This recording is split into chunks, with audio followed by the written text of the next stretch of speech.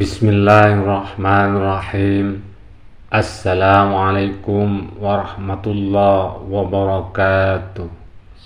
Syukur alhamdulillah, kita masih bisa berjumpa kembali di channel ini dalam keadaan sehat walafiat. Salawat dan salam selalu tercurahkan kepada junjungan kita Nabi besar Muhammad sallallahu alaihi wasallam. Keutamaan membaca Sayyidul Istighfar. Istighfar adalah memohon maghfirah, ampunan kepada Allah Subhanahu wa taala. Tiada manusia yang bebas dari dosa kecuali Rasulullah sallallahu alaihi wasallam yang maksum. Senantiasa Allah jaga dari dosa dan kesalahan. Allah mengajarkan kepada manusia untuk beristighfar sebagai salah satu bentuk taubat, memohon ampun kepada Allah Subhanahu wa taala. Begitu banyak keutamaan istighfar yang bisa kita dapatkan dalam Al-Qur'an dan hadis. Para ulama pun menyebutkannya dalam kitab-kitab fadilah amal. Misalnya Imam Nawawi dalam Riyadhus Shalihin dan Al-Azkar, Syekh Yusuf Qardawi dalam At-Taubah Ilalah, Imam Ghazali dalam Ihya Ulumuddin, dan Syekh Nasiruddin Al-Albani dalam Syahih At-Taqrib wat Tarhib. Berikut beberapa keutamaan membaca Sayyidul Istighfar. Yang pertama, mendapat ampunan Allah. Siapa yang sungguh-sungguh memohon ampun kepada Allah, dia akan mendapat ampunannya. Maka ketika kita terpeleset dalam dosa, segeralah beristighfar memohon ampun kepadanya. Bismillahirrahmanirrahim. Wa may ya'mal su'an aw yadlimu nafsahu summa yastaghfirillaha yajidillaha ghafurar rahima. Dan barang siapa yang mengerjakan kejahatan dan menganiaya dirinya, kemudian ia mohon ampun kepada Allah, niscaya ia mendapati Allah Maha Pengampun lagi Maha Penyayang. Quran Surat An-Nisa ayat 110. Bismillahirrahmanirrahim.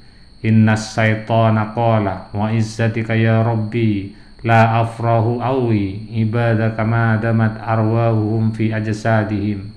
Qala rabbu wa izzati wa jalali la azalu aghfiru lahum ma astaghfaruni. Sesungguhnya setan berkata, demi kemuliaanmu, aku akan selalu menyesatkan hamba-hambamu selama ruh mereka ada dalam jasad mereka. Lalu Allah berfirman, demi kemuliaan dan keagunganku, aku akan selalu mengampuni mereka selama mereka memohon ampunan kepadaku. Hadis riwayat Ahmad dan Hakim.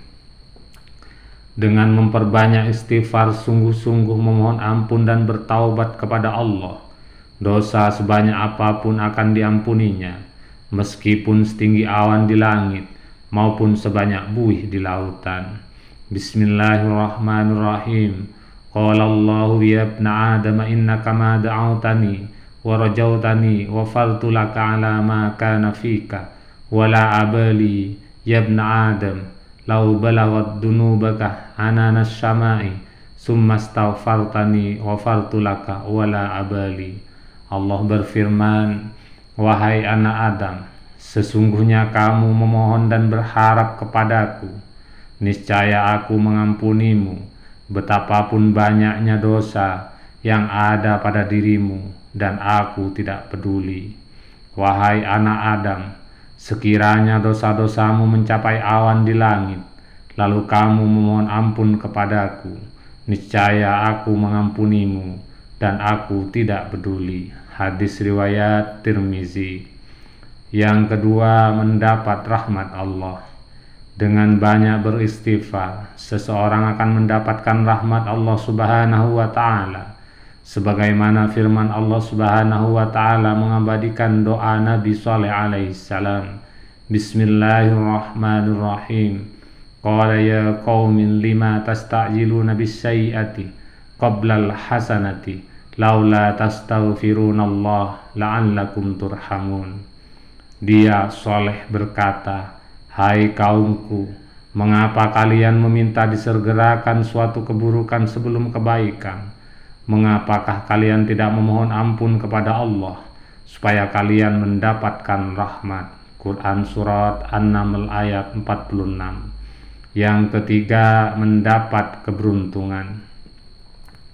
Orang yang banyak membaca kalimat thayyibah ini, ia akan mendapatkan keberuntungan, terutama keberuntungan di akhirat. Begitu catatan amalnya banyak istighfar, yang ia dapatkan adalah keberuntungan demi keberuntungan di fase berikutnya hingga menuju surga. Bismillahirrahmanirrahim. Tuba liman wajada fi sahifatihi istighfaran kasiran. Beruntunglah orang yang di dalam catatan amalnya terdapat istighfar yang banyak. Hadis riwayat Ibnu Majah. Yang keempat, mendapat kebahagiaan. Pada yaumul hisab, ketika semua orang mendapatkan catatan amalnya, mereka ketakutan saat melihat keburukan demi keburukan yang telah mereka kerjakan tercatat rapi dalam buku itu. Namun bagi orang yang banyak beristighfar, ia justru bergembira pada hari itu. Bismillahirrahmanirrahim.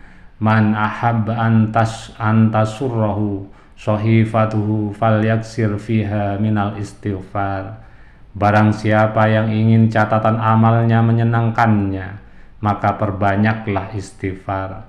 Hadis riwayat Baihaqi. Yang kelima, hujan dan keberkahan langit.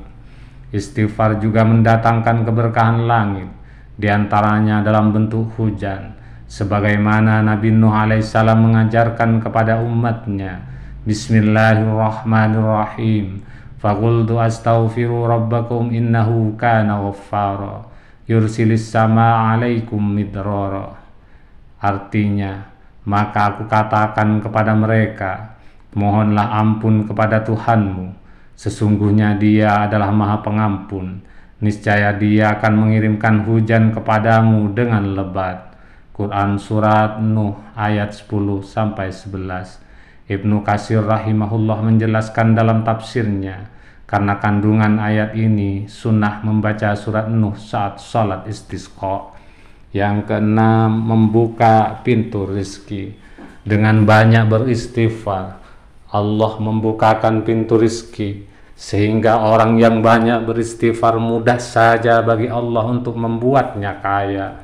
Bismillahirrahmanirrahim. Faqultu astaghfiru rabbakum innahu kana ghaffara yursilis sama alaikum midrara. Dan membanyakkan harta dan anak-anakmu, dan mengadakan untukmu kebun-kebun, dan mengadakan pula di dalamnya untukmu sungai-sungai. Quran Surat Nuh ayat 12. Nuh menghubungkan istighfar dengan rezeki-rezeki ini. Kata Sayyid Qutb dalam tafsir fi Silakil Quran, pada beberapa tempat dalam Al-Quran juga disebutkan secara berulang-ulang kaitan kebaikan hati dan istiqomahnya pada petunjuk Allah dengan kemudahan rezeki dan kemakmuran. Yang ketujuh, mendapatkan keturunan. Dalam surat Nuh ayat 12 tersebut, keutamaan istighfar bukan hanya Allah membanyakkan harta, tetapi juga membanyakkan anak-anak. Maka orang yang banyak beristighfar, Allah mudahkan mendapatkan keturunan, meskipun sudah bertahun-tahun seorang istri tidak hamil. Banyak ulama memahami keutamaan ini, sehingga mereka menganjurkan orang yang ingin punya anak agar banyak beristighfar. Demikian pula ketika ada seseorang mengadu kepada Hasan al-Basri karena sudah lama menikah tapi belum punya anak. Lalu Hasan al-Basri menasihatkan, beristighfarlah kepada Allah. Yang kedelapan, keberkahan bumi. Selain keberkahan langit dengan turunnya hujan yang lebat dan bermanfaat, istighfar juga mendatangkan keberkahan bumi. Di antaranya dengan suburnya kebun-kebun dan mengalirnya air di sungai-sungai.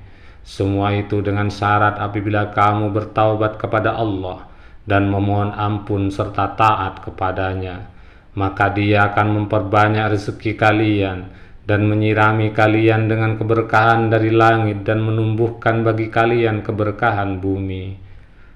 sehingga bumi menjadi subur, menumbuhkan tanamannya, dan menyuburkan bagi kalian air susu ternak kalian, dan memberimu banyak harta dan anak-anak, dan menjadikan bagi kalian kebun-kebun yang di dalamnya terdapat berbagai macam buah-buahan, dan di tengah-tengahnya sungai-sungai yang mengalir, yang kesimbelan ditambah kekuatannya.